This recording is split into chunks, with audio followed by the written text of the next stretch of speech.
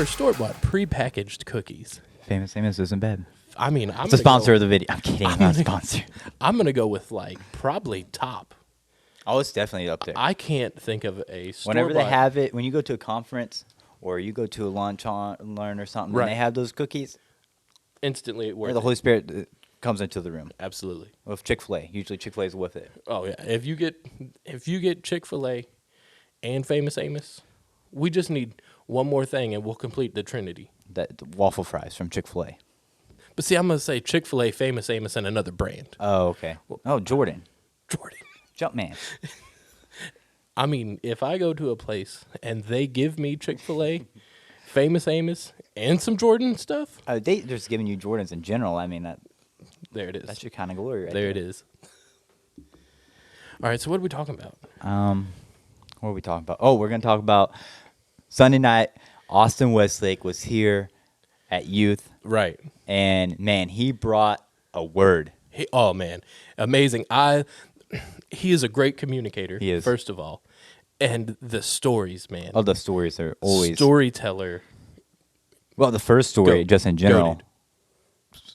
had me laughing. Whole Talk time. about his bowl cut. Whole time. Bowl cut. Again, I mean, I'm also a child of the 90s, so I had a bowl cut too, so I could 100% relate. I was on the tail end, so I didn't have to worry about that haircut. So I didn't have hair for like the first 4 years of my life. So, I mean, by that time I was in the 2000s, and it was a different hairstyle for kids. I think I just had a buzz cut for half my life. Right. I had the bowl cut, and I also had an undercut bowl cut. Okay. Oh yeah, it was real deal, Luke. I need pictures. I think I burned most of them. I'm going to ask your mom There's now. not a lot of proof. I'll ask your mom. Just don't ask her on Facebook because she'll post them. Good. I will make sure I ask her on Facebook now. And make sure everybody go follow Joe's mom on Facebook for these pictures. Okay, so the story, man, about the Rottweiler chasing his brother. Yeah. Oh, man. And then tying that in seamlessly Oh, yeah. to not necessarily what are you running from, but where are you running to? Exactly. Come on. Like, where are you running to? That's like Right. a question in life. I think we're all, like, especially when you're a high school student, like, you're trying to figure out your life. You're trying to figure out what's going to be your future. Everybody's begging you, like, what are you going to do? Where are you going to go to college? What are you going to do your degree in? Are you even going to go to college? Or are you going to go to, like, a trade school? Or are you going to go to a university? Or right into work. Or right into work? Like, what are you going to do? And you're begging you for this answer, and you're like, bro, I don't even know what I'm having for breakfast tomorrow. Right. I don't even know I don't know what class I have tomorrow. Right, Like, man. what do you mean? There was so much pressure on people at such a young age. Yeah. To figure out who you're going to be. And I mean, Yeah. it's going to tie in extremely well with even what you preached on Sunday morning about how all of these things kind of package who you are. Yeah. But none of those things really define who you are. Yeah. Who you are is more defined by where are you running to. Exactly. Because so many times, you, especially when you get older, whenever you're an adult, you're going to ask you what you do. Right. As like that, if that identifies you and if that gives you value and if that value is worth enough of their time to continue to have a conversation, to build a relationship with you. But really at the root of it, it doesn't matter what you do or what you're doing in that moment, because it could all change in a day. You could say, you know what, I'm going to do something else this week. I don't want to do this job anymore. I can go, I can get a job anywhere doing exactly the same exact thing I'm doing. I mean, just like, look at me. Yeah. Creative arts pastor. Mm-hmm. I could have a crazy accident. Yeah. And lose the ability to use my hands for temporarily, permanently. And then I can no longer play guitar, but guitar doesn't define me. No. My ability to play guitar doesn't define me. No, and you're called to be a creative arts pastor, worship pastor was not defined by you knowing how to play guitar. Right, or you're just called into ministry isn't defined by that. Right, absolutely. Like, where are you running to? Yeah. Like, what are you chasing after? Yeah, so like on Sunday morning I preached on identity. Right. And it was like we looked at the 7 truths about your identity. And like we looked at what you're not, but then we looked at what you are and what God says you are, that you are his child, that you are chosen, that you're called to be set apart and holy.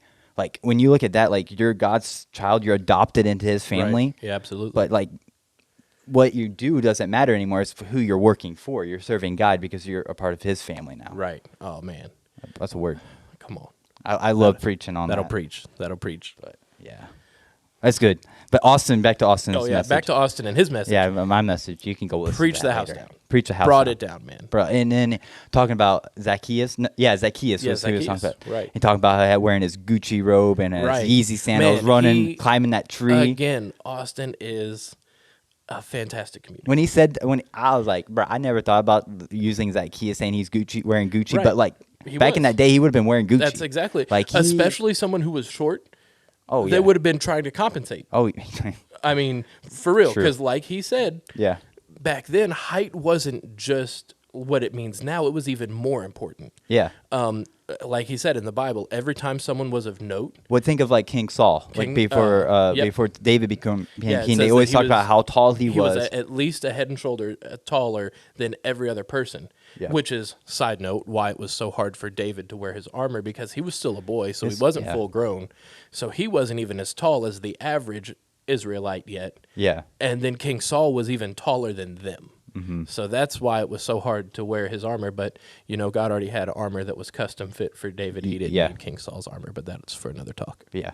But yeah, talking about height, he's overcompensating. He's compensating. He's wearing the he cool wanted brand. to He's show wearing off. He's wearing Gucci. He's wearing Fear God. He's wearing his J's. He's Louis. Yeah, he's decked head to toe. Like, that try-hard hype beast. Yeah. Bruh, Zacchaeus was a try-hard hype beast. Somebody that had all the money in the world and it still couldn't buy class. Oh, there it is. But then, like, talking about Zacchaeus, he was longing for something. Like, he had all the money. Yeah. He had all the brands. He had probably all, like, the TV, the Xbox Series X, the PlayStation 5. He had it all because he's like, if I have the money, this will buy me influence. This will buy me friendships. Whether it was retail or resale, he didn't care. No, he didn't care. Because it didn't matter. He had money to blow. Yeah. But then he's like, there's still something missing. Because no matter how much money you have, there's always going to be a God-shaped hole in your heart. Like Pastor Chris says it, like there's a God-shaped void that only God can fill. Yep. Like, it's true. 100%. Zacchaeus is a great example. Yeah. So he meets with Jesus. He goes up the tree. He wants to see Jesus. He just wants to see Jesus. He's heard great things about him. Could you imagine being so short that you had to climb a tree to see Jesus? I know. I mean, I better have a peg holes that I can climb, like. And I better not fall out of that tree because I don't want to fall and break my neck or something. Right. But yeah. But man, being so short that you had to climb, like, had all that money, couldn't buy a front row ticket. Couldn't a lot of money. Couldn't buy. I was gonna say he couldn't even buy like the fake the stilts. Stilts to make them a little bit taller. Platform shoes. I wonder if they had platform sandals. I don't know. If I had to have.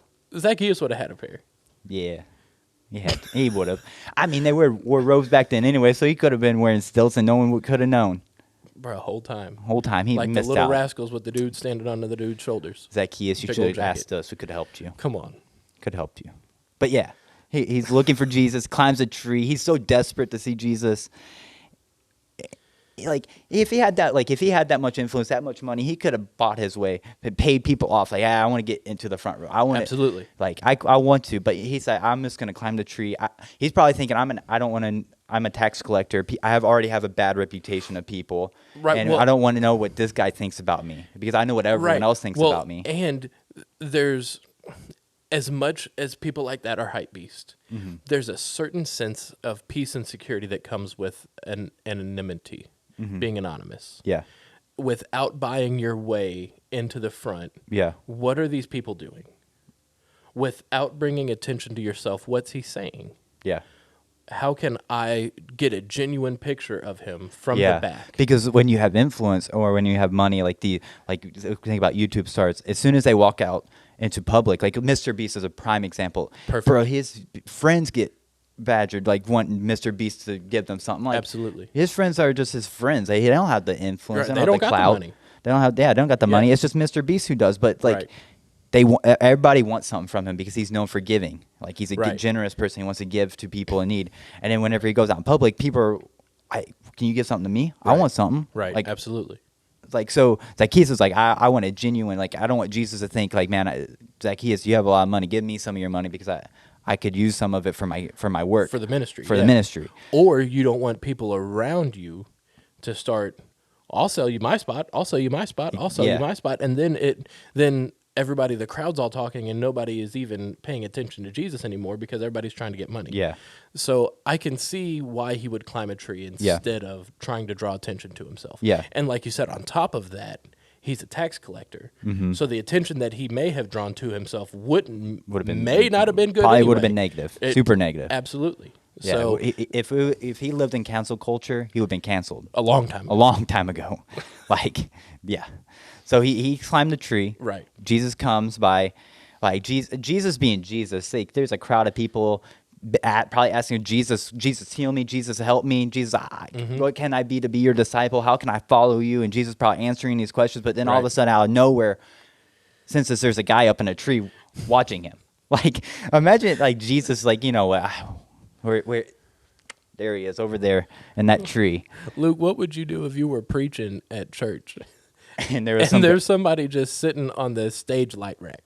I mean, let's go. How did you get up there? That's the first question. Like, that's like Colton Keys on Sunday night. I said, I'm going to levitate up to the projector. I'm like, bro, if you can levitate up to the projector, I wouldn't even say go for anything. it, bro. I just because I believe we were talking about like teenagers always wanting to run around the expensive stuff. Oh yeah, and every single time it happens. Like, you could put a whole bunch of fun stuff to do in a room, and then one thing that's expensive, and tell them not to touch it, and they're going to run all the way around. It's just the way it goes. They're going to swarm that But thing. Colton said, I'll find a way to levitate up to the projector because that's the most expensive thing. And he was right. It is. It is the most expensive thing, yeah. But I wouldn't even, if he found a way to get on the ceiling, you know what? I would have said, fine, Colton, just run around up there. Yeah, Colton. Like, what do you go do? for it, bud. What do you do at that point? What is he, like Spider-Man, like crawling on the ceiling or something? Or Right. Or I'd be really questioning, like, is he Superman? Like, get the kryptonite. So Jesus pauses his sermon. Says time out. And says, time out. Why are you in a tree? Zacchaeus, get down. Zacchaeus, get down from there. You know what I've always thought was crazy about this story? What's that? Zacchaeus never really asked Jesus for anything. No, he did not. I've always thought that was like Zacchaeus initiated the interaction by going and climbing into the tree, but he never asked for anything. Bro, Jesus asked him for something. I'm going to your house tonight for dinner. Right. He said, Zacchaeus, you got that money, you got the good food. I'm going to your house. I'm sorry eating this trash over here. Like, he said, Zacchaeus, let's do dinner sometime at your house. He said, and by sometime, I mean tonight. Yeah, he said, you got cooks. You got it. You're fine. Right. Right. Man, sometimes I wish I had the boldness of Jesus. For real. To just say, hey, I'm coming over to your house for dinner tonight. But like, think about it. Why Zacchaeus, he had, like we said, he had money. He probably had everything he wanted. But here was probably something that he could ask Jesus for. Like, why do you think he didn't ask Jesus for something? I don't, honestly, because I don't think he knew what he needed. Yeah. I think that he had everything he wanted, but there's something that he needed. Yeah. And he didn't know what the need was. He just knew there was something that's missing. There's a hole. Yeah. And he thought, maybe this guy that I've been hearing all these stories about. Bro, there's probably someone that could be watching us right now thinking the same exact thing. I have it all. I have everything I want. Like, I'm making good grades. I'm on the sports team that I've always wanted to be on. I had the position. I'm playing the instrument. I'm in the first seat. Right. Like, I'm doing everything I want. I'm succeeding at everything I do. Yeah. But I feel empty. I need something. Yeah. It's not that I want it. I need it. Yeah. And you can try to fill that need with whatever you want. Yeah. That's, I mean, and it could be a temporary, it can give you a temporary fix. Absolutely. It can give you a temporary like thing that will fill that void for a moment, but then later you're like, oh, it's empty. That girlfriend like you have for a little bit, or that boyfriend for a little bit, like, oh, it was great for a moment. Then the partying. The partying, drugs, whatever. Drugs, like you said, relationships, drugs, sports, anything like Austin talked about last night, anything that you use to try and keep yourself busy. Yeah. All you're doing is distracting yourself from that hole that God has intentionally placed in you that only he can fill. Yeah. And Zacchaeus had it all, man. He had everything. He had everything he wanted, but he didn't have the one thing that he needed. Yeah. And he didn't know what it was. So he figured he'd give this Jesus guy a try. He said, so Jesus, like, okay, I'll come down from the tree. I'll come talk to you. All right, you want to come to my house for dinner? Cool. Come to my house for dinner. Right. Tell me what you're trying to sell. Right. Like, absolutely. what is it you're selling? Is it really that great? Is it really going to solve the problems that I'm having? Like, so he's like, okay, I'm going to take a chance. Right. Jesus comes in. Jesus tells them what he's there for, to bring salvation, to bring peace, to bring love to this world. Yep. And then Zacchaeus sees this, and he had a choice to make in that moment. Zacchaeus could have said, okay, cool, Jesus, what you're talking about, that's cool, but I don't know if it's for me, but maybe it's for someone else. But Zacchaeus hears it, and he says, you know what, that's for me. Right. I'm going to make a difference. I'm not going to be the same Zacchaeus I was. Yeah. He ditched the past. Go back to Sermon Sunday. Yep. You're not your past. Right. Zacchaeus in that moment said, realize I'm not my past anymore. Right. I'm a new creation. I've had an encounter with Jesus. Right. I'm not going to be stealing from people anymore. You know what? Actually, I'm going to do the opposite of stealing from people. I'm going to start giving back. Right. Imagine, I think Austin talked about, imagine what his neighborhood was like now that he's giving back. Oh, absolutely. Like, he goes from taking money, overcharging, because at that time, tax collectors, they could make up their own price. Like, they charged a Roman tax, but then they also charged a tax for collecting it. Yeah. So what it was like. Yeah, so essentially the tax collectors at the time, they would collect tax for the government, but the government didn't tell them the maximum they could ask. Mm-hmm. They told them the minimum. Yeah. So we'll say 2% or something. Let's say that Luke owes the government $100. Mm-hmm. And I'm the tax collector that goes to get Luke's $100 for the government. And I say, hey, Luke, you owe the government $1,000. Then Luke pays me $1,000. I pay the government $100, and I just made $900 off of Luke. Yep. That's what tax collectors were doing at the time. Yeah. So, and the crazy part is Zacchaeus could influence his community and influence people by not changing his job. Yeah. Yeah, he didn't change his job. It didn't say anything about Zacchaeus. Right. Now that he encountered Jesus, he's not he left that profession. No, yeah. He was still a tax collector. But wasn't one of the disciples a tax collector? Matthew was. That's what I thought. Yep. So a disciple was a tax collector. Yeah. So Zacchaeus, Jesus takes him, encounters him, and Zacchaeus says, "Okay, I'm still going to stay in my profession, and I'm still going to do it. I'm just going to do it with character. I'm going to do it with integrity." Yeah. Ooh, there it is. There it is. What's integrity? What does integrity mean? Integrity is, to me, doing the... It's very similar to character. To me, integrity and character are very similar, and they both involve doing the right thing when no one is watching. Yeah. Doing the right thing because it's the right thing to do, not because someone expects you to do it. Yeah. That, to me, is integrity. What about you? That is the same thing. It's doing what's right even when you don't want to do what's right. Oh, yeah. Absolutely. I heard a quote that said, "It's always the right time to do the right thing." Yep. You don't say, "Man, should I do this because I think it's the right thing, and I don't know if I should do it because I don't want to hurt someone's feelings." But if it's the right thing, do it. So this is going to be going to your pre-service like a pre-service recap, post-service recap. Yeah. We're going to talk, but youth will be seeing this. You guys missed out on one of the best educators in Sedalia School District history. His name was Mr. Schilb, and he had a saying. He was a high school teacher. I had him for a couple years, right? Mm-hmm. He had this saying that he wrote on every single person's test. Mm-hmm. It's never too late to do the right thing. Ooh. And Mr. Schilb had a crazy testimony, man. Yeah. Running from God, running from people, all caught up to him one night, and he changed his life around and became an educator, then became one of the best educators the Sedalia School District ever had, then worked on the school board. And he always wrote, it's never too late to do the right thing, because he had a life-changing moment. Wow. And it was later in life. He didn't become an educator until well after most people. Wow. But he wanted to impact teenagers. He didn't want teenagers to make the same mistake he made. And end up 20, 30 years down their line and then have the life-changing moment. He was trying to let you guys know today that it's never too late to do the right thing. Yeah. You can change the entire trajectory of your life by doing the right thing now. That's true. Yeah. Even if it's hard, especially do the right if it's thing. Hard.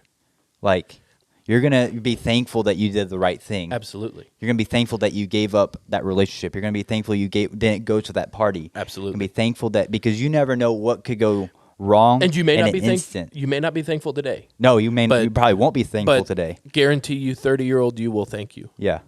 Your spouse and kids might thank you. Yep. Like, it's absolutely. like you see, so many times I think teenagers think about them just in that moment. Right today, right now. They don't think about 10 years from now. I didn't. 20. No, same. I didn't either. Right. I just thought about myself. I said, I only cared about myself. I cared about my self-image. I cared about what people thought about me. Right. And I did things What was fun? Yeah. I wanted to do what was I fun. wanted to do. What I wanted to do instead of not doing the right thing. Right. Saying no to things that I should have said Yep. no to. Absolutely. And down the road, I had to pay the price for not doing the right thing in the right time. Yep. So, yeah, it's a real deal. It is. So Zacchaeus decides he's going to do the right Man, thing. we keep all over. It's fine. It is. We'll get there. We'll get back to it. This is like So that's Zacchaeus, almost like a legit podcast length. So Zacchaeus is like, he gets back. He says, okay, I'm going to start giving back to my community. Right. Imagine what people thought. Oh, crap. Zacchaeus is coming. Oh, yeah. Oh, I better better hide my wallet. Could you imagine being the first person that he came back to? Yo, I'd be Zacchaeus, get out of my house. Hiding. Not answering the door. I'd be Zacchaeus, I'm poor. I don't got nothing. They say, You took it all last time. Zacchaeus. It's Zacchaeus. We're not Go here. away. Man. We're not here. Nobody's home. Joe, come home. Come on. Come to the door. I got to talk to you. I don't want to talk to you. Right. Bro, I got money for you. Yeah. Since when you got money for me? For me. You want to take money from you're me. You're giving me money? What's the catch here? What are you trying to throw over my head so that later down you're going to get something else from me? What interest rate does this have? Yeah. Like you're giving me a free loan? Right. There's no such thing as free. But Zacchaeus is like, nah, I want to give back to you because I realized I messed up. Because I took from you. Yeah. I want to make right. I want to do what I did and make right for what I've done. Right. And Man. And then not only is he saying that, but then he's like, bro, I encountered Jesus. Jesus is a real deal. If he's back in town, if he's anywhere near here, you need to check him out. Could you imagine that? Like, that's a testimony. Come on, that's what I was just getting ready to say. Could you imagine the witness and testimony this guy had? Back to the teenagers, like you can be a testimony of like, let's say you were doing something last week, like you messed up, and you go to somebody and say, hey, I'm sorry that I responded in this way to you. Right. I'm sorry I talked this way to you. I had an encounter with Jesus. He changed my life, and I'm not that person anymore. Imagine what your teachers would think. Like you go to your teachers, hey, teachers, parents, Mrs. friends, coaches. Yeah, sorry I did this. I'm sorry I responded this way. Right. I'm sorry I haven't been taking my class seriously. I'm sorry I haven't been taking you seriously. Right. Like, I'm sorry I haven't been giving. Louder than words. I'm sorry I haven't been giving you the respect you deserve. Yeah. Like, and then you don't just say sorry for it, but you start living it. You start showing respect. Yeah. Like come on. Your teachers, your parents, whoever you're with, coaches are and then whenever people notice it and they say something and you get to say, I had an encounter with Jesus and he changed my life. Yeah. Bro, that's the ultimate testimony. That's the ultimate witness. That is the best thing anyone can do to witness for Christ. And it's a change. Your actions speak louder than words. Yep. Because they know who you were, know what you've done, you are. And now they know who you are. You're not your old self, you're your new self. So how did Austin wrap this sermon up? Austin wrapped this up with talking about the train. So he's like scared of loud noises. He had lived in Chicago, and in the backyard they had this loud train that would go right through the yard. Like, bro, I was scared of loud noises as a kid. I still scared of loud noises. 4th of July is my least favorite holiday because I just don't like fireworks. I don't like loud noises because of the popping, and I'm not a fan of it. So like when he's talking about this, I'm like, I know exactly what he's talking about. Like, so he says this, all of a sudden he's out playing with his friends, and this train starts to come, and he doesn't hear the train coming because he's playing, he's having fun. Right. But all of a sudden he starts to hear the train get closer and closer, and it was almost too late that he's not going to be able to make it inside so he doesn't hear it as loud as it would normally. To his place of safety. To his place of safety. Right. So he's like, okay, he starts running inside, and as he's running, he runs into his mom. His mom's on his way out because she hears the train. And she says, oh, Austin's outside playing with his friends. I need to go out to him and get him inside so that he can get to his safety. Yep. And as he's running because he hears the train, his mom's running to him. And as he's making that turn, he smacks right into his mom. And then he ties it into that his mom knew what he needed before he actually knew what he needed. Right. And he ties his mom into being like Jesus. And his mom was running to him. Before he even started running back to the house. Exactly. It reminds me of a story from the Bible. Oh, tell him. About the prodigal son. Prodigal son. Yep.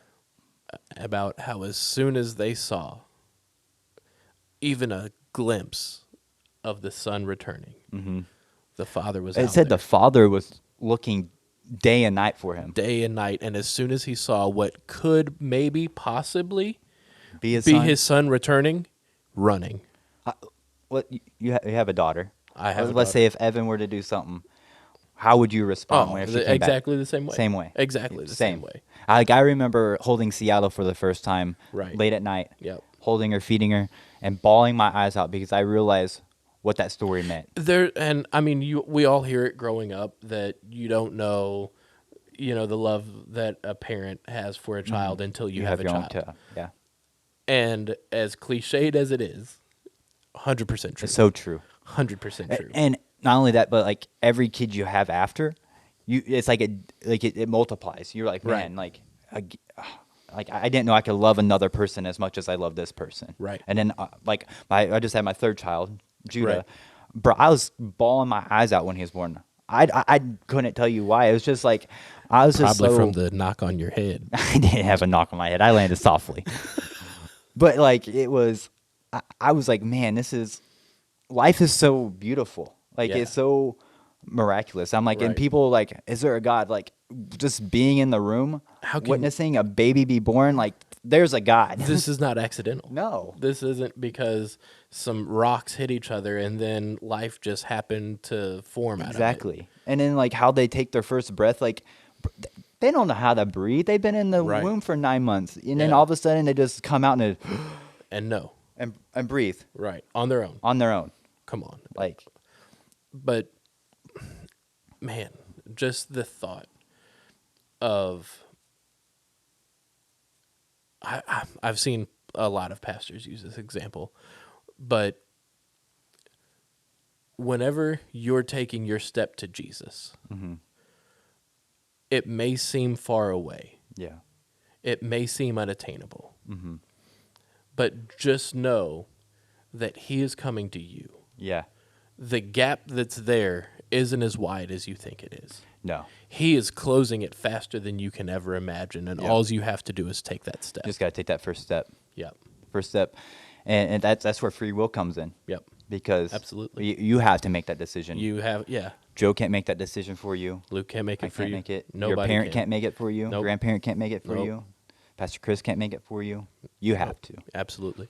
So I think to end this, I feel like it's like if you are running and you're running in the opposite direction of God, All it takes is one step back. all it takes one step to turn around. Yep. And then you're going to run straight into him. And it'll be the best decision you ever make. Best decision you'll ever make. So make the turn. Yeah. Ooh, make the turn. Make the turn. We should make U-turn shirts. Ooh. U-turn merch. U-turn merch. Come on. U-turn. It's for everyone. Yep. Everyone needs to make a U-turn. Everyone needs to make a U-turn. And Unless it's you go in the right direction, then stay going that Hey, way. I was going to say, but sometimes you get off on another branch. Oh, You yeah. need to make a U-turn. Oh, yeah. Everybody needs, at some point, everybody needs to get back on track. Yeah. Everybody. That's a reminder. Yeah. I mean, there are points in my day like that I need to get back on track. Oh, yeah. I mean, Absolutely. oh, Like I shoot. got distracted by something. Yeah. And hey, no, keep pushing forward. Yeah. The distractions aren't worth it. No. Never. Never worth it. Yep. So, yeah. Where are you running? Where are you running to? Not what are you running from? Yep. Where are you running to? Are you running to Jesus? Are you running to something else Something to fill else. the void? And it really doesn't matter what the something else is. No. It could be something that's not even bad. Good. Yeah, I was gonna say it could be something that's good. You could be And it's you could be distracting. running to academic success. Yep. But if you're running to that instead of Jesus, it's bad. Yeah. You could be running to a athletic scholarship. But if you're running to that and that's where you get your identity instead of Jesus, it's bad. Yeah. It's for sure. Yep. But yeah. Where are you running to? Where are you running to? Well, thank you so much for joining us for this. And What I are we hope gonna call it? I don't know yet. It's sermon recap. So Luke said, "Thank you for joining us with this Thank you for joining us for this. for this For the sermon For the- recap. I yeah. don't know. I'll come up with a name. ESM ESM sermon recap." sermon recap. That's All a lot of words. That is a lot of words. We'll get something cleaner. Yep. I'm not the name guy. I just have the ideas. I'll figure something out. Yeah, Joe will come home with something. He's a creative arts pastor. I'm just a youth pastor. Yeah. But I mean, this is all possible This is. because Luke saw all the fun stuff that I got and didn't want to leave it alone. Bro, all day I've been dreaming, like, what can I do with this? How can this make an impact on the next generation? Because you guys I spend thought that was both of our phones blowing up. It kind of is. Yeah. But yeah, it's the next generation is on social media, on video and stuff all the time, and I love it. How can we use our new equipment and decent quality? How can we use it to impact the kingdom? Exactly. And if it reaches one person, worth it. All the money's worth it. All the money's worth it. Yeah. Yep. And Jesus said, "I died for the one." Bro, I'm going to preach again. I need to stop. Yep. Sermon recap. Number one. Books.